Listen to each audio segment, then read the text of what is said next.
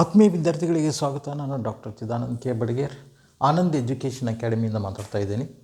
ನಾವು 8ನೇ ತರಗತಿ, 9ನೇ ತರಗತಿ, 10ನೇ ತರಗತಿ ಮತ್ತು PUC ಪ್ರಥಮ ವರ್ಷ ಮತ್ತು ದ್ವಿತೀಯ ವರ್ಷದ ವಿದ್ಯಾರ್ಥಿಗಳಿಗೆ ಕನ್ನಡದಿಂದ ಸುಲಭವಾಗಿ ಇಂಗ್ಲೀಷ್ ವ್ಯಾಕರಣವನ್ನು ಕಲಿಯೋದ್ರ ಬಗ್ಗೆ ವಿಡಿಯೋಗಳನ್ನು ಮಾಡ್ತಾಯಿದ್ದೀವಿ. ಇಂದಿನ ವಿಡಿಯೋ ಬಂದು ಆಕ್ಸಿಲರಿ ವರ್ಬ್ಸ್ ಅಂದರೆ ಹೆಲ್ಪಿಂಗ್ ವರ್ಬ್ಸ್ ಅಂತ ಕರಿತೀವಿ ನಾವು ಇವನ್ನ. Auxiliary verbs or helping verbs. Can ಮತ್ತು ಮೇ ಸಹಾಯಕ ಕ್ರಿಯಾಪದಗಳು. ಕ್ಯಾನ್ ಮತ್ತು ಮೇ ಅನ್ನುವಂಥ ಸಹಾಯಕ ಕ್ರಿಯಾಪದಗಳನ್ನು ಯಾವ ರೀತಿ ಉಪಯೋಗ ಮಾಡ್ತೀವಿ ಅನ್ನೋದನ್ನು ಈ ಒಂದು ವಿಡಿಯೋದೊಳಗೆ ಕಲಿಯೋಣ.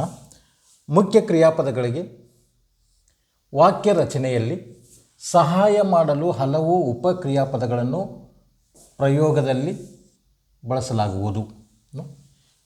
ಮುಖ್ಯ ಕ್ರಿಯಾಪದಗಳಿಗೆ ವಾಕ್ಯಗಳ ರಚನೆ ಮಾಡುವಾಗ ಈ ಸಹಾಯಕ ಕ್ರಿಯಾಪದ, ಹಲವು ಸಹಾಯಕ ಉಪಕ್ರಿಯಾಪದಗಳನ್ನು ನಾವು ಬಳಸ್ತೀವಿ. ಇವನ್ನು ಸಹಾಯಕ ಕ್ರಿಯಾಪದಗಳು ಆಕ್ಸಿಲರಿ ವರ್ಬ್ಸ್ ಇಂಗ್ಲೀಷ್ನಲ್ಲಿ ಆರ್ ಹೆಲ್ಪಿಂಗ್ ವರ್ಬ್ಸ್ ಅಂತ ಕರಿತೀವಿ. ಅಂದರೆ ವಾಕ್ಯ ರಚನೆಯಲ್ಲಿ ಮುಖ್ಯ ಕ್ರಿಯಾಪದಗಳಿಗೆ ಸಹಾಯ ಮಾಡಲು ಹಲವು ಉಪಕ್ರಿಯಾಪದಗಳನ್ನು ನಾವು ಬಳಸ್ತೀವಿ. ಅಂಥ ಒಂದು ಸಹಾಯಕ ಕ್ರಿಯಾಪದಗಳಿಗೆ ನಾವು ಅವನ್ನ ಕನ್ನಡದಲ್ಲಿ ಸಹಾಯಕ ಕ್ರಿಯಾಪದಗಳು ಅಂತ ಕರಿತೀವಿ, ಇಂಗ್ಲೀಷ್ನಲ್ಲಿ auxiliary verbs or helping verbs ಅಂತ ಕರಿತೀವಿ. In constructing the sentences, certain verbs are used to help the main verbs. ಅಂದರೆ certain verbs are used to help the main verbs. ಮುಖ್ಯ ಕ್ರಿಯಾಪದಗಳಿಗೆ ಹೆಲ್ಪ್ ಆಗಲಿಕ್ಕೆ, ಸಹಾಯ ಮಾಡಲಿಕ್ಕೆ ಕೆಲವೊಂದು ಉಪಕ್ರಿಯಾಪದಗಳನ್ನು ಉಪಯೋಗ ಮಾಡ್ತೀವಿ ಅಂತ. Such type of verbs are called as the auxiliary verbs or helping verbs.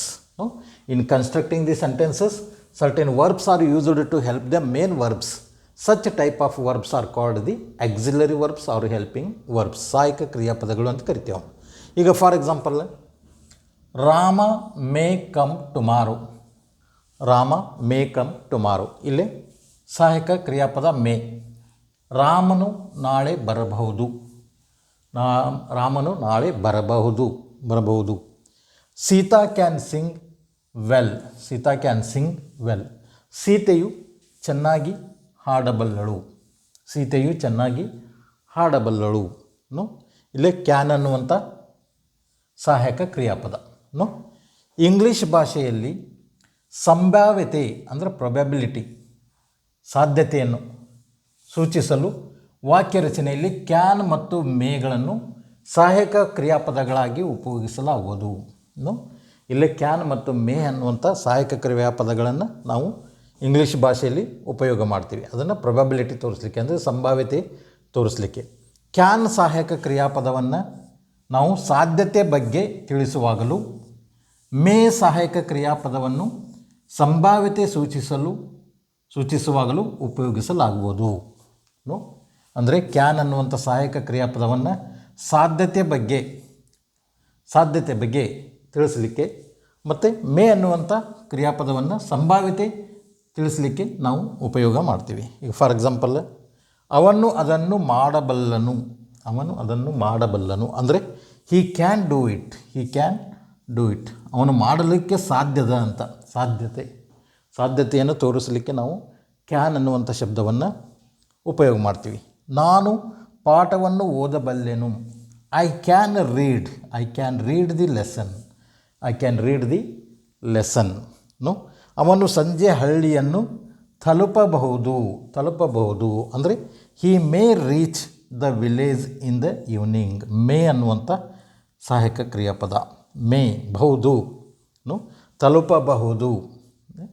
ಇಲ್ಲಿ ಸಂಭಾವ್ಯತೆಯನ್ನು ತೋರಿಸೋದಂತ. ಇಲ್ಲೇ ಮಂತ್ರಿಯವರು ಬರುತ್ತಿರಬಹುದು. The minister may be coming. May ಅನ್ನುವಂಥ ಸಹಾಯಕ ಕ್ರಿಯಾಪದವನ್ನು ಉಪಯೋಗ ಮಾಡ್ತೀವಿ. ಈ ರೀತಿ ಯಾವ ರೀತಿ ಕ್ಯಾನ್ ಅನ್ನುವಂಥ ಸಹಾಯಕ ಕ್ರಿಯಾಪದ ಮತ್ತು ಮೇ ಅನ್ನುವಂಥ ಸಹಾಯಕ ಕ್ರಿಯಾಪದವನ್ನು ಯಾವ ರೀತಿ ಉಪಯೋಗ ಮಾಡ್ತೀವಿ ಅನ್ನೋದನ್ನು ಈ ಒಂದು ವಿಡಿಯೋದಲ್ಲಿ ತಿಳ್ಕೊತಾ ಇದ್ದೀವಿ.